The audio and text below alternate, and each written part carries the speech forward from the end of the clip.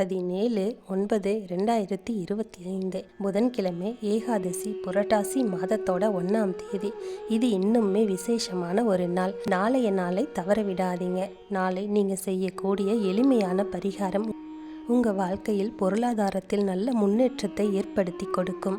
16 வகையான செல்வங்களும் உங்கள் வீடு வந்து சேரும். இந்த புரட்டாசி மாதம் மட்டும் இல்லாமல் அடுத்து வரக்கூடிய மாதங்களுக்கும் உங்களுக்கு உறுதுணையாக இருக்கும்.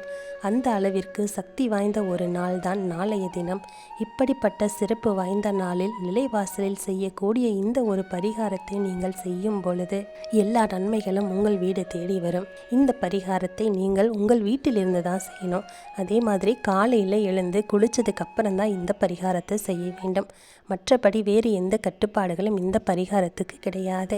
இந்த பரிகாரத்தை நாளைக்கு எந்த நேரத்தில் செய்ய வேண்டும் என்றால் ராகு காலம் இல்லாத யமகண்டம் இல்லாத நேரமாக பார்த்து செய்ய வேண்டும். நாளை ராகு காலம் மத்தியான நேரத்தில் தான் வருகின்றது. அதாவது நாளை மத்தியானம் 12 மணிக்கு மேலே இருந்து 1:30 வரைக்கும் தான் ராகு காலம் இருக்குது.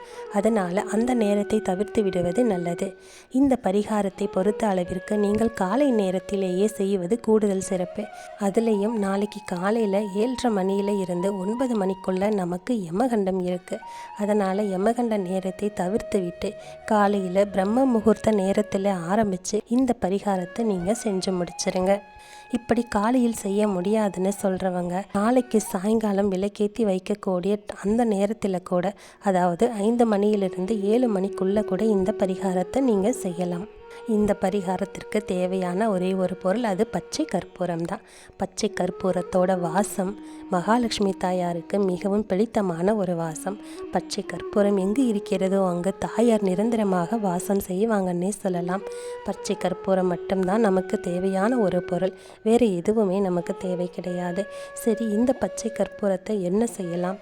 உங்கள் பூஜை அறையில் நாளை நீங்கள் விளக்கேற்றி வச்சு உங்கள் கையில் ஒரு சின்ன துண்டு பச்சை கற்பூரத்தை வச்சுக்கிட்டு உங்கள் குலதெய்வத்துக்கிட்டையும் மகாலட்சுமி தாயார்கிட்டையும் உங்களுக்கு பண வசியம் ஏற்படணும், பொருளாதாரத்தில் முன்னேற்றம் ஏற்படணும், 16 வகையான செல்வங்களும் சேரணும் என்று சொல்லி பிரார்த்தனை செஞ்சுக்கோங்க. எப்பவும் நேர்மறையான பிரார்த்தனைகள் தான் உங்களுக்கு நல்ல பலன்களை கொடுக்கும். எதிர்மறையான பிரார்த்தனைகளை வைக்காதீங்க. கடன் தீரணும், பணம் கஷ்டம் குறையணும்னு தயவு செய்து சொல்ல வேண்டாம். பண வரவு அதிகரிக்கணும்னு மட்டும் பிரார்த்தனை செஞ்சுக்கிட்டாலே போதுமானது. இந்த மாதிரி பிரார்த்தனை செஞ்சதுக்கு அப்புறமா உங்கள் கையில் இருக்கக்கூடிய அந்த பச்சை கற்பூரத்தை வச்சு உங்கள் நிலைவாசல் கதவுக்கு உள்பக்கத்தில் இப்போ நான் சொல்கிற மாதிரி வரைஞ்சிக்கோங்க. மகாலட்சுமி தாயாருக்குரிய சின்னமான ஸ்ரீ என்ற நாமத்தை நீங்கள் எழுதுங்க.